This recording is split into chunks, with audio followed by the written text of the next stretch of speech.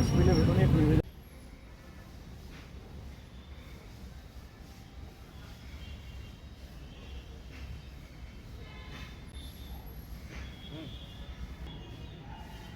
ग्यारह 12 13 15 सेकंड को कैसे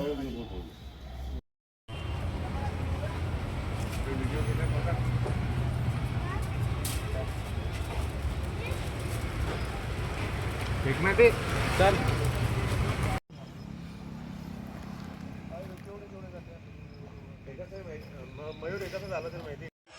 जो नायलॉन मांजा आहे किंवा चायना मांजा आहे यवतमाळ जिल्ह्यामध्ये असो किंवा पूर्ण महाराष्ट्रामध्ये त्याच्यावर बंदी आहे.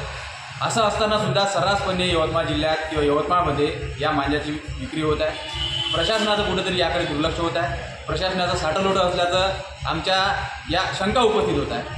आत्ताच भोसा रोडवरती या नायलॉन मांजाने आमच्या एका मित्राचा गळा कापला गेला. त्याचं नाव आहे प्रशांत राऊत. एवढ्या मोठ्या प्रमाणात यवतमाळमध्ये हा मांजा विकला जात असताना प्रशासन याकडे कसं दुर्लक्ष करू शकतो किंवा कोणत्या जो कोणी विक्रेते आहे त्याच्यावर कारवाई का होत नाही अशी आता आमच्या मनात शंका उपस्थित आहे. इथे कुठेतरी प्रशासनाचा असो साठलोटं या मांजा विक्रेत्यासोबत आहे का याचासुद्धा तपास होण्यात यावा अशी आमची मागणी. मी आज सकाळी मुलाला शाळेत सोडायला जात असताना अचानक वाघापूर नाक्याजवळ मांजा येऊन गळ्याला लागला. त्याच्यामुळं माझं लक्ष मांजाकडे गेलं आणि मी वाचण्याच्या प्रयत्नात गाडीवरून तोल सुटला आणि आम्ही दोघे पडलो. त्यात दोघेही जखमी झालो. मुलाला पण मार लागला आहे. हा मांजा फार घातक आहे. त्याच्यामुळे अनेकांचे बळी गेले आहे.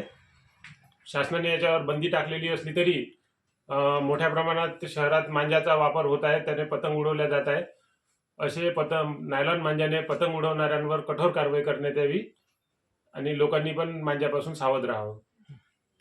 हाँ बोल क्या हुआ था? मैं स्कूल में जा रहा था, फिर रास्ते में एक मांजा है नायलॉन वाला, मेरे पापा ने हाथ से हटाने की कोशिश की और वो हटा, फिर पापा का थोड़ा सा गला भी चिर गया और उधर से हम गिर गए डायरेक्ट.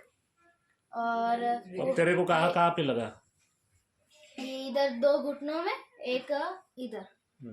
मांजा बंद करना. और मांजा तो बंद करना चाहिए क्योंकि इससे बहुत सारी घटना हो सकती है. लोगों की जान गई है.